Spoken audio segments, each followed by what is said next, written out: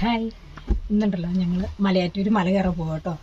അപ്പോൾ ഈ ബസ്സിൽ ആദ്യം വന്ന് കയറിയത് ഞങ്ങളാണ്. അപ്പോൾ അതിൽ ഏറ്റവും നല്ല സീറ്റ് നോക്കി എടുക്കാൻ വേണ്ടി നേരത്തെ വന്നേ. ഞങ്ങൾ പോകുന്ന ബസ്സിൻ്റെ പേര് തണ്ടർ എന്നാണ്. തണ്ടർ എന്ന് പറഞ്ഞാൽ എന്നാ അർത്ഥം? ഇടിമിന്നല്ല.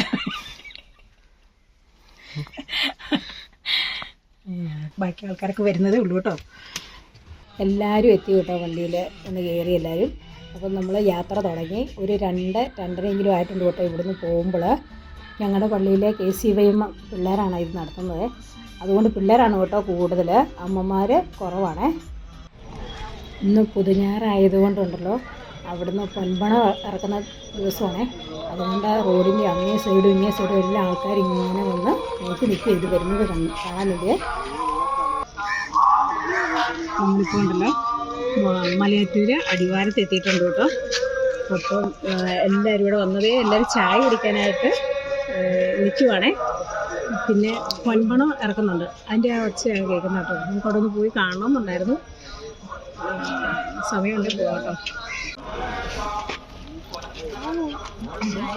മലയാറ്റൂർ മലയുടെ പക്കത്തുനിന്നും ഉണ്ടല്ലോ പണം ഇറക്കിക്കൊണ്ട് വരുന്ന ഒച്ച കേട്ടോ കേൾക്കുന്നത്. അപ്പം നമ്മളത് കാണാൻ വേണ്ടി പോവുകയാണ്. അവിടെ നിങ്ങോട്ട് നടക്കുക. അപ്പോൾ അവിടെ എത്രയും പെട്ടെന്ന് നമ്മൾ ചെല്ലുവാണെങ്കിൽ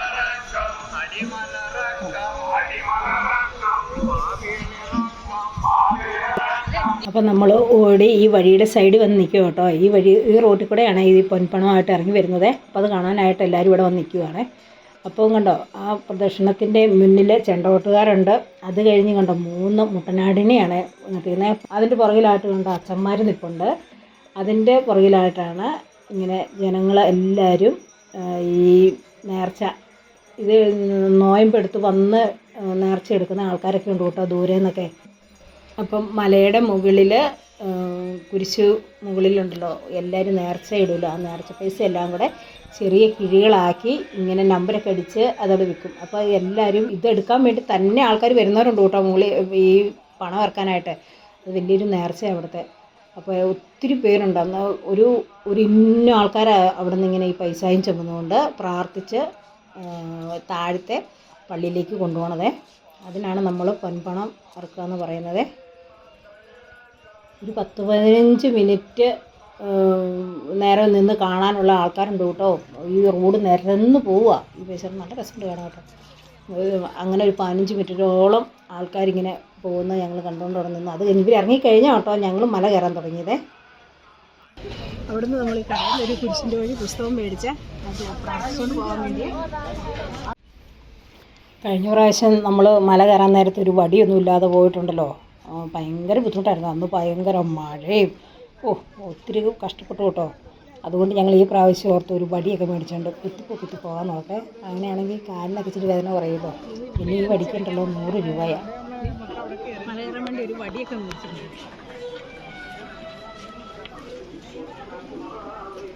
നമ്മളിനി താഴെ ഏറ്റവും അടിവാരത്തുള്ള ഒരു ഗ്രൂപ്പ് സമ്പന്നമായ അവിടെ നമ്മൾ കുരിശിൻ്റെ വഴിയൊക്കെ ശരിയായിരിക്കും. മുന്നോട്ട് കയറി പോയാൽ 14 സ്ഥലം കയറണം. അവിടെ നമ്മൾ ഈ താഴെ ഇവിടെ നിന്നാണ് കേട്ടോ നമ്മൾ തുടങ്ങുന്നത്. ഏറ്റവും താഴ്വശത്തൊരു കുരിശുപള്ളിയുണ്ട്, അവിടെ നിന്ന് നമ്മൾ തുടങ്ങും. കുരിശിൻ്റെ വഴിയൊക്കെ ചെല്ലുക കേട്ടോ നമ്മൾ പോകണത്. അത് കഴിഞ്ഞ് കഴിയുമ്പോൾ ഒന്നാം സ്ഥലം എന്ന് പറയുന്നത് കുറേ ദൂരമാണ്. അത് ആണ് ഏറ്റവും കൂടുതൽ നമ്മൾ മടുക്കുന്ന സ്ഥലം. അവിടെ വരെ ഒന്നാം സ്ഥലം വരെ. അത് കഴിഞ്ഞ് പിന്നെ നമുക്ക് എളുപ്പമാണ് കേട്ടോ കയറി പോകാനേ. അപ്പം നമ്മൾ ഇവിടെ നിന്ന് നടക്കാൻ തുടങ്ങിയേ.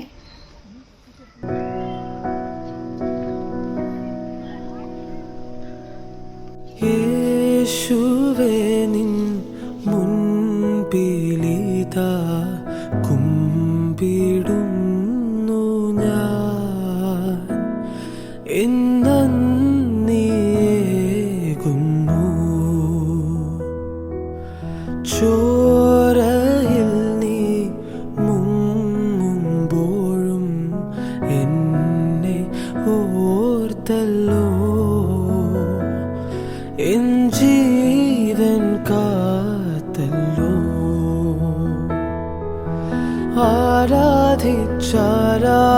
ആരാധിച്ചിന്നു ഞാൻ ആത്മാവിൽ ധീരനാ.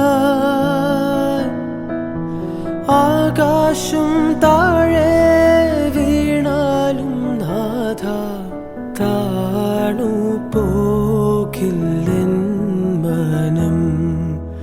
ആകാശം താഴെ വീണാലും നാഥ താണു പോകില്ലെൻ മനം.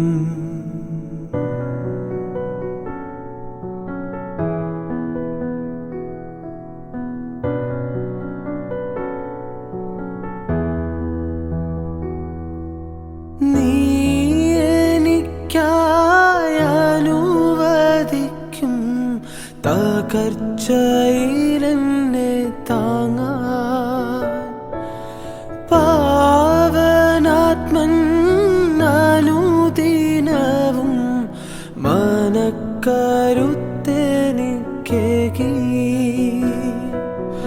ഞാൻ തോൽക്കുകില്ല ഈ ജീവിതത്തിൻ ഘോരവെല്ലുവിളികളിൽ.